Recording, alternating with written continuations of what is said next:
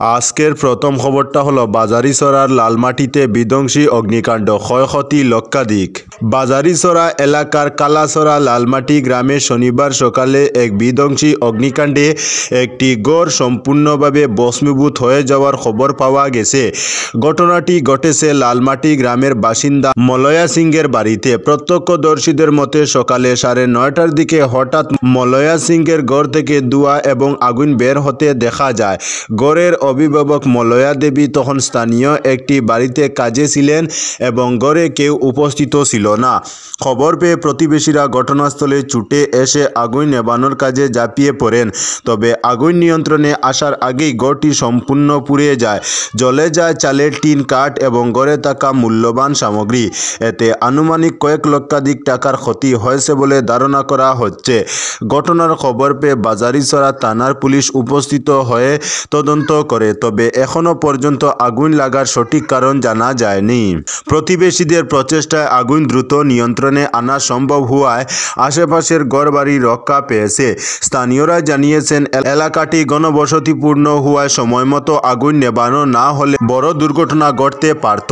এদিকে অগ্নিকাণ্ডের ঘটনার পরিপ্রেক্ষিতে ক্ষতিগ্রস্ত পরিবারটিকে সরকারি সাহায্য পাইয়ে দিতে সার্কেল প্রশাসন ও শ্রীভূমি করিমগঞ্জ জেলা প্রশাসনের সহযোগিতা কামনা করেছেন স্থানীয়রা। আজকের পরবর্তী খবরটি হলো রাস্তায় পড়ে থাকা সদ্যজাত শিশু ও মাকে হাসপাতালে ভর্তি বিএসএফ জওয়ানদের। রাস্তার পাশে এক মহিলা ও তার সদ্যজাত শিশু পড়ে রয়েছে। কিছু পথচারী কোনো ব্যবস্থা না নিয়ে ছবি ও ভিডিও তুলতে ব্যস্ত। এমতাবস্থায় শিলচর মেডিকেল কলেজ থেকে অ্যাম্বুলেন্স করে ফেরার পথে 170 বিএসএফ ব্যাটালিয়নের সিটিএনএ সাদ্দাম হোসেন এবং সিটি ড্রাইভার রাজেশ কুমারের নজরে পড়ে। তারা অ্যাম্বুলেন্স থেকে নেমে সঙ্গে সঙ্গে মহিলা ও তার সদ্যজাত শিশুটিকে অ্যাম্বুলেন্স করে পাশে থাকা জীবনজ্যোতি ইনস্টিটিউট অফ মেডিকেল সায়েন্সে নিয়ে যান এবং সেখানে তাদের ভর্তি করান। ঘটনাটি শনিবার দুপুরের। বিএসএফ জওয়ানদের উপস্থিতি এবং সঠিক পদক্ষেপে চিকিৎসা সেবা প্রদান করাতে মা ও শিশুর জীবন রক্ষা হয়। এমন কাজে তারা মানবতার নিদর্শন তুলে ধরলেন। বর্তমানে মা ও নবজাতক উভয় সুস্থ ও নিরাপদ। আজকের পরবর্তী খবরটি হলো যুদ্ধবিরতি, ইসরায়েলের নিরাপত্তা মন্ত্রীর পদত্যাগ। গাজায় যুদ্ধবিরতি চুক্তির বিরোধিতা করে ইসরায়েলের অতি ডানপন্থী জাতীয় নিরাপত্তা মন্ত্রী ইতামার বেন গভির পদত্যাগ করেছেন। তার সঙ্গে তার জাতীয়তাবাদী ধর্মীয় দল ওজামা ইহুদিদের আরও 2 মন্ত্রীও পদত্যাগ করেছেন। রবিবার গাজায় যুদ্ধবিরতি কার্যকর হওয়ার দিনেই এমন খবর এলো।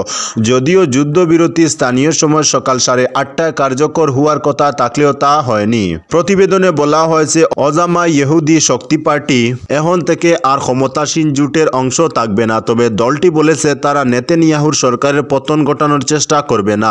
যুদ্ধবিরতি ঘোষণার আগের সপ্তাহে বেন গভির পদত্যাগের হুমকি দিয়েছিলেন এবং তিনি এটিকে একটি বেপরোয়া চুক্তি বলে অভিহিত করেন।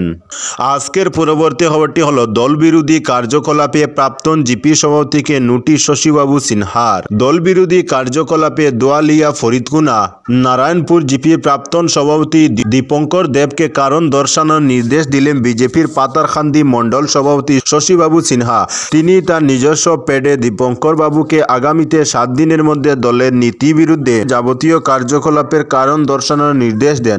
অভিযোগ মতে দীপঙ্কর বাবু কয়েকদিন থেকে আগামী পঞ্চায়েত নির্বাচন নিয়ে দলের নীতির বিরুদ্ধে বিভিন্ন কার্যকলাপে লিপ্ত রয়েছেন।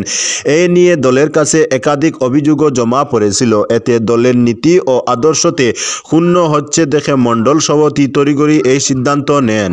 আজকের পরবর্তী খবরটি হলো আরজিকর কাণ্ড, সিভিক ভলান্টিয়ার সঞ্জয় রায়কে আজীবন কারাদণ্ড। আরজিকর মেডিকেল কলেজ ও হাসপাতালে তরুণী চিকিৎসক ধর্ষণ ও খুন মামলায় মূল অভিযুক্ত সিভিক ভলান্টিয়ার সঞ্জয় রায়কে আজীবন কারাদণ্ডের সাজা শুনালো শিয়ালদা আদালত। এছাড়াও নির্যাতিতার পরিবারকে ক্ষতিপূরণ হিসাবে 17 লক্ষ টাকা আর্থিক সাহায্যের নির্দেশ দিয়েছে আদালত। সঙ্গে সঞ্জয় রায়কে 50,000 টাকা জরিমানা ও করেন বিচারক। গত 18 জানুয়ারি তাকে দোষী সাব্যস্ত করেছিল আদালত। 2024 সালের 8 অগাস্ট সুদপুরের বাসিন্দা এক তরুণী চিকিৎসক ছিলেন আরজিকর মেডিকেল কলেজ ও হাসপাতালের নাইট ডিউটিতে। ওই রাতে শেষবারের মতো মায়ের সঙ্গে ফোনে কথা বলেন তিনি। 9 আগস্ট সকালে হাসপাতালের সেমিনার হলে পাওয়া যায় তার মৃতদেহ। অভিযোগ উঠে ধর্ষণের পর তাকে শ্বাসরোধ করে খুন করা হয়েছে। তদন্তে নেমে কলকাতা পুলিশ 10 আগস্ট গ্রেফতার করে সিভিক ভলান্টিয়ার সঞ্জয় রায়কে। অভিযুক্তের গ্রেফতারি রাজ্য জুড়ে আলোড়ন সৃষ্টি করে মানুষের খুব চরমে উঠে। আজকের পরবর্তী খবরটি হলো হাইলাকান্দিতে ই রিক্সা বন্টন শিলাদিত্য দেবের। অসম বার্ষিক সংখ্যালঘু উন্নয়ন পরিষদের উদ্যোগে হাইলাকান্দিতে সোমবার 20টি ই রিক্সা বন্টন করা হয়।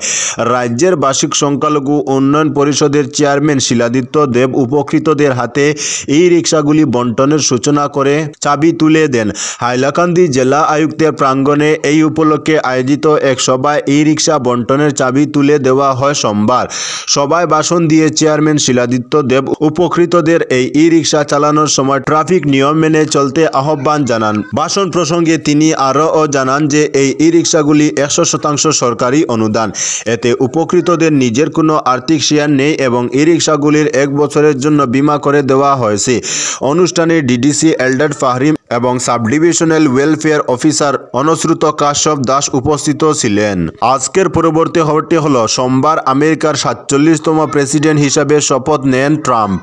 সোমবার আমেরিকার 47তম প্রেসিডেন্ট হিসাবে শপথ নিলেন ডোনাল্ড ট্রাম্প। সেজে উঠে হোয়াইট হাউস চত্বর। আবহাওয়ার কথা মাথায় রেখে এবার শপথ গ্রহণ অনুষ্ঠান হয় ইন্দোরে।